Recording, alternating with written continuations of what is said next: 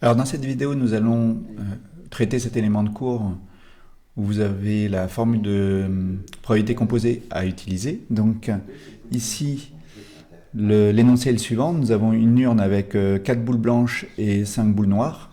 Et donc nous allons déterminer la probabilité d'obtenir d'abord 2 blanches, puis ensuite 2 noires, lorsque l'on tirera 4 boules successivement dans l'urne sans remise.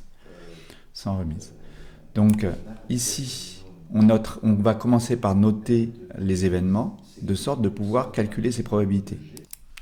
Donc ici, on notera BI, la IM boule tirée est blanche. Donc ensuite, ce que l'on cherche à déterminer, c'est la probabilité de l'événement obtenir une blanche au premier tirage, une blanche au second, une noire au troisième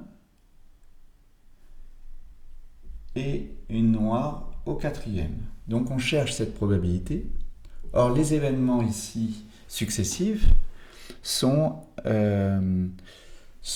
dépendants, donc on est obligé de passer par cette formule de probabilité composée. Donc la formule de probabilité composée, c'est B1 fois B2 sachant B1, puisque on sait qu'au premier tirage on a obtenu B1,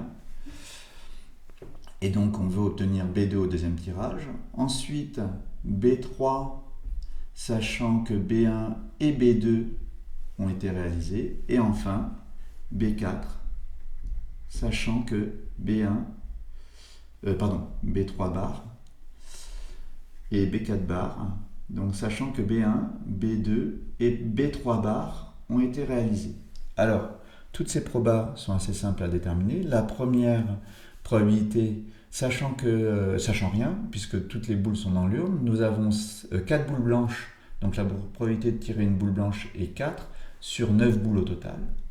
Ensuite, sur la deuxième probabilité, maintenant qu'on a une boule blanche de moins, donc on n'a plus que 8 boules au total, et on n'en a plus que 3 blanches, donc 3 sur 8 probabilité de tirer une blanche au second tirage.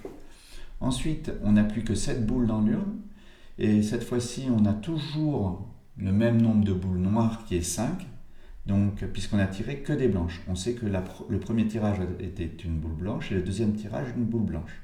Donc la probabilité de tirer une noire reste 5 sur 7.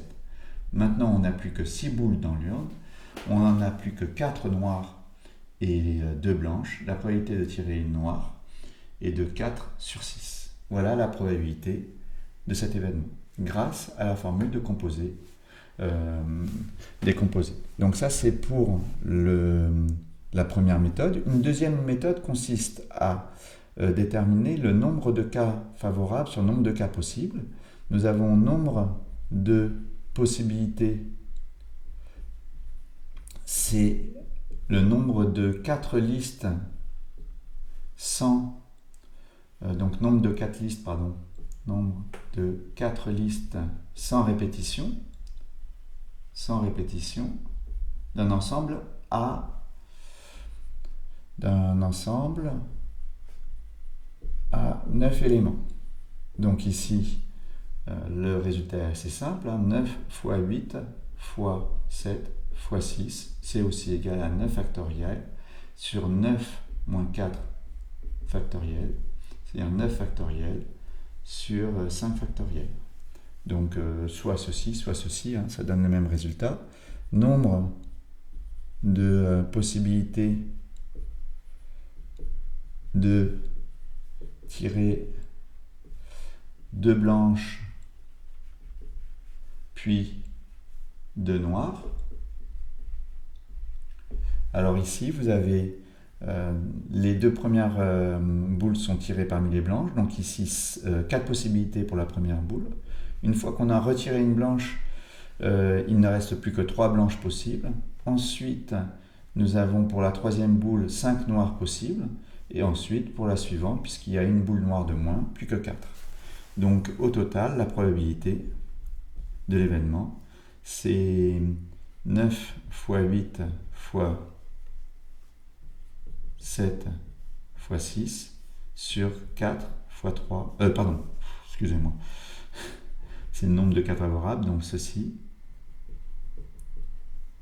sur 9 fois 8 x 7 x 6. Donc deux façons d'obtenir le même résultat.